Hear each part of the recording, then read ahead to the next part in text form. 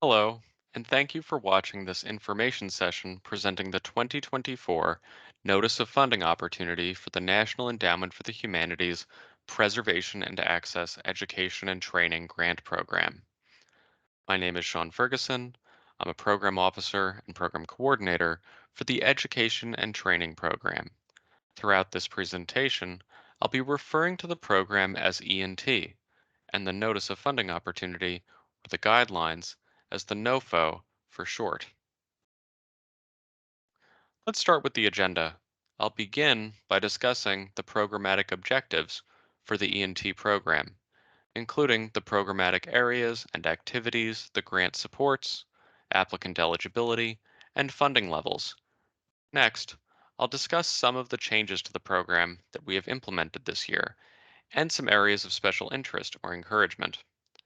Afterwards, I'll cover a few examples of awards that we have funded in recent years. I'll conclude the webinar by briefly going over the application review process, including the review criteria for ENT, some tips for preparing and submitting your application, and finally, other resources for learning more about this program. Education and Training is a grant program that is administered by NEH's Division of Preservation and Access. The ENT program supports projects from organizations that offer training and educational programs to professionals responsible for preserving and providing access to humanities collections at libraries, museums, archives, historical organizations, cultural organizations, and community based organizations across the country. This point is important to stress. While education and training can encompass a range of activities and disciplines, the focus of this program must be on the preservation of and access to humanities collections. We consider this condition broad in terms of the types of collections and materials that you may make the subject of your project. Such materials can include, but are not limited to, art, photographs, textiles, paintings, archaeological and ethnographic objects, papers, rare books, archival records, as well as audiovisual, digitized, and born digital materials. The program accomplishes its goals by funding projects that address at least one of the three main programmatic areas: field services, networks, or consortia that offer trainings and educational resources and services to professionals, continuing education opportunities that provide professionals with extended or specialized training in new or current preservation and access topics, and lastly, student and early career programs focused on building skills in preservation and access for humanities collections. Applicants addressing this funding area can be academic or non academic in nature, meaning a museum or archive can apply to fund an internship program, or a university can apply for curricula development or internship placements. As you can see, awards support projects that train both emerging professionals and professionals who are currently out in the field. Applicants may request up to $350,000. We have a submission deadline of May 21, 2024 for all applications. ENT awards are made to organizations that offer national, regional, or statewide education and training programs across the pedagogical landscape and at all stages, from early curriculum development to advanced implementation. Applicants that address at least one of those programmatic areas mentioned in the last slide may propose project outcomes and outputs that meet their audience's needs. The list on this slide is by no means exhaustive and simply illustrates some ideas for applicants to consider. You might, for instance, develop or update curricula for a program at a university or a continuing education program outside higher education. Applicants can offer educational opportunities designed as placements or hired positions, like residencies, apprenticeships, internships, and mentorships. Hired positions must use fair hiring practices and ensure that compensation and benefits are appropriate and mindful of the cost of living in the location where the position is offered. You could offer educational programs, series, and sessions like workshops, webinars, symposia, or field schools. It's also possible to provide field services such as assessments, consultations, or on demand services. Applicants might develop networks or consortia to provide opportunities for sharing knowledge and resources. Another output might be open educational resources like toolkits, guides, videos, and handbooks on a subject. Applicants can combine these activities into a single project. It is also possible to provide financial support that does not include tuition remission to participants in the form of stipends and covering the cost of travel. You may discount or waive fees for continuing education, field services, networks, or consortia programs.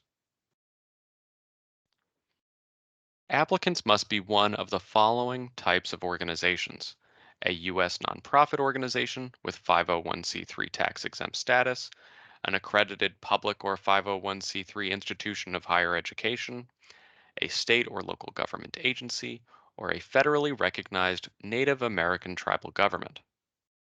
Individuals, along with foreign or for profit entities, are not eligible to apply. Consortia or partner applications are welcome when two or more eligible institutions collaborate on a project. One must serve as the lead applicant. I also want to mention an issue that applicants ask us about frequently. You may submit multiple applications for separate and distinct projects under this notice. However, you must make sure that your applications do not have overlapping project costs. Programs that grant graduate degrees in art conservation may apply for up to $250,000 in outright funds and up to $100,000 in federal matching funds for a period of performance of not less than 3 years and up to 5 years for a total project budget of $450,000. All other applicants may apply for up to $350,000 in outright funds or a combination of outright and matching funds not to exceed $350,000 for a period of performance up to 3 years. This year, there are a few changes to the guidelines. We have made revisions to the evaluation section of the narrative and review criteria. Generally speaking, the evaluation section covers how you evaluate project activities, and all applicants address this section in the narrative and are subject to this review criteria. The change applies to applicants whose projects have received NEH support in the past. In addition to describing your evaluation methods, we ask that you describe how your experiences from the previous award have informed your project. In the review criteria, we ask how effectively you have used those experiences to inform your current application. If your previously funded project has not concluded, you can use what you have learned up to that point to explain how it has shaped your current proposal. This new expectation does not require you to make changes or innovations to your proposed project if your evaluation of your previously funded project shows that none are warranted. We simply hope that this will provide you an opportunity to demonstrate how mindfully you have assessed your previously funded project and used the findings to shape your proposal, whether that means addressing issues or building on or continuing successful activities. We want the reflective process applicants take when preparing a proposal for a subsequent round of funding to count in the review criteria. Another change has to do with student and early career programs. We no longer require these programs be intended for individuals preparing for, attending, or recently graduating from a master's program. However, K through 12 programs are not eligible. Master's programs are, of course, still welcome to apply. This change simply allows applicants to propose training programs that create or support pathways into preservation and access professions that don't involve a master's degree. I'd like to go over the general life cycle of your application. All NEH grant applications go through a comprehensive review process, which has several stages. Eligible applications are first sorted into panels, typically based on theme or project activity. The peer review panel is what we consider the foundation for our entire review process. Evaluators read the applications, write comments, and post a rating. Then they meet to discuss the applications and provide a final rating based on that discussion. Following peer review, NEH staff recommends which applications should move forward. Those recommendations are considered by the National Council on the Humanities, 26 people, scholars and others, nominated by the President and approved by the Senate. The Council makes recommendations to the endowment's chair, who takes all this into consideration and makes the decision on which applications to fund. It's a long process, but it allows for rich review. After awards are announced, applicants can request the comments from their evaluators. If your proposal is not funded, the reviewer's comments can help you think about how to revise your proposal for the next time. When applications are reviewed in their panel, the evaluators review proposals based on the following criteria, which I'll walk you through right now. These review criteria align closely with each of the narrative prompts. How impactful would the project be? How greatly would it improve the ability of practitioners to preserve and provide access to humanities collections at a national, regional, or statewide level? And how important to the humanities are the collections that would be served if participants received this training? Methodology refers to the educational program's pedagogy, teaching strategies, and structure of your activities. How effective are the teaching and training methods you propose? The third criteria addresses outreach. Are your plans to reach, recruit, and select participants sound? The fourth is often overlooked or misunderstood. Are you effectively evaluating your project to determine whether it is successful or how it could be improved? Part of this is evaluating your participants to see if they learned what you hope to teach them, but it goes beyond that to evaluating your whole education program to see if it is meeting its objectives. Staff training and expertise is also factored in. Are your staff qualified to design or conduct these training programs? Lastly, is your project budget reasonable? The most important part of your application is the narrative. It aligns roughly with the review criteria we just covered. You'll see many similar terms. Essentially, in the NOFO, you will find a series of prompts for your narrative with the headers you see here. It is important that you structure your narrative along these prompts and make sure that you write your narrative in a way that addresses the questions posed under the prompts. Here are the major components you'll need to create and assemble for your application. A full listing of all materials appears in the Notice of Funding Opportunity. Some of these materials are standard forms, but for many of them, you'll prepare a document and ultimately save it as a PDF for uploading into grants.gov. Please follow formatting requirements and naming conventions carefully. Again, most of these items are straightforward, but I would like to point out a few things. A budget and budget justification is required. The budget is a standard form known as the Research and Related Budget Form. It should not include voluntary cost share for the project. Voluntary cost share for your project activities is completely optional, and whether you include it will not be factored into review. A budget justification attachment is separate and is your opportunity to explain all your project costs. If you do have voluntary cost share, it's a good idea to include it in the budget justification so reviewers fully understand where project costs are coming from. If your project includes subrecipients, which do not include consultants or contractors, you must include a separate budget and budget justification for each subrecipient. If you have questions about this step, please reach out to us. I also want to highlight letters of commitment and letters of support. Letters of commitment are highly recommended if you have partners or service providers in your project. This attachment demonstrates their understanding of the project and commitment to doing their part. A letter of support can come from individuals who are not involved in the project but can speak to its significance. Additional supporting documentation includes any extra info you believe supports your application. There is a suggested page limit of 40. This can include the syllabi of a course, a brief profile of your organization, sample application forms for workshop participants, etc. The narrative is your opportunity to make the strongest possible case for your project.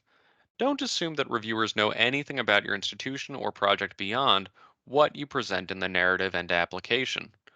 While it may seem obvious, we cannot emphasize enough that the best narratives are those that adhere to the sections outlined in the NOFO and address all review criteria. Your application will be reviewed by a range of readers with varying backgrounds. Many reviewers may be your peers, and so it is important that you demonstrate your knowledge of the field and other recent education and training initiatives.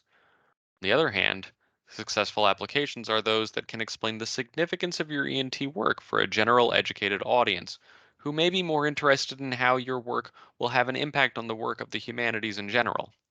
In some instances, if you find your discussion of, say, your project methodology to become overly weighted down by jargon, you may want to consider shifting some of your explanation to a strategically included optional appendix in supporting documents.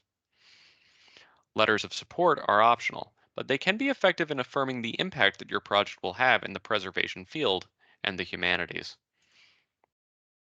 We have many general tips and strategies for submitting a competitive application, but I thought I would focus on just a couple here. In the case of ENT, sometimes we get applications that focus on preserving the materials of a single institution. These types of projects must prioritize training opportunities for practitioners that benefit the field. We have several programs that focus on preserving your institutional collections alone. We would hate for you to put a lot of work into preparing your application only to discover that your project would be better suited for another NEH program. If you have questions about whether ENT is the right program for your project, it is best to reach out to us and speak with a program officer. Sometimes organizations forget to keep in mind that the humanities are central to what we do at NEH. It is the primary lens through which we review all grant proposals, even those that are focused on teaching preservation and access skills, which can often be quite technical in nature. Make sure to explain why the humanities collections your training topic serves are important. Sometimes applicants propose reaching and training underrepresented communities in the preservation field, but ultimately their outreach plan only includes sending e-blasts through specialized listservs. Going beyond this technique can strengthen your outreach plan. Finally, applicants often get into trouble when they don't plan ahead. You want to make sure that you have enough time to study the guidelines, plan your project, consult with partners, collaborators, and your administration, draft your application, and get feedback from colleagues. Applications for NEH grants, like many federal grants, are submitted through a web portal called grants.gov. If you are new to the system, I would recommend spending some time getting familiar with it before you submit your application. Your institution, if it has not done so already, needs to register at least a month before applying. We strongly urge that you apply early, as the system can get overwhelmed in the 5 minutes before the midnight deadline. Grants.gov support is available 24/7. Applicants are now required to sign into grants.gov with login.gov. More information can be found on the login page of grants.gov. While the process is not complicated, please allow yourself some extra time to navigate the new login procedures when you begin to apply. I realize that I have presented a lot of information in a compact format. You can find the NOFO along with other useful information and sample successful application narratives on our website, NEH.gov. If there is nothing else that you take away from this webinar, it should be that the program staff are always available to assist you with questions about preparing and submitting your application. Program officers are available to read drafts submitted to our preservation email account, preservation@neh.gov, no later than April 9. Even if your draft is not fully developed, this can be a helpful and informative exercise. Thank you for taking this time out of your extremely busy day to watch this recording. I hope you found it helpful, and I look forward to receiving your applications. Thank you again.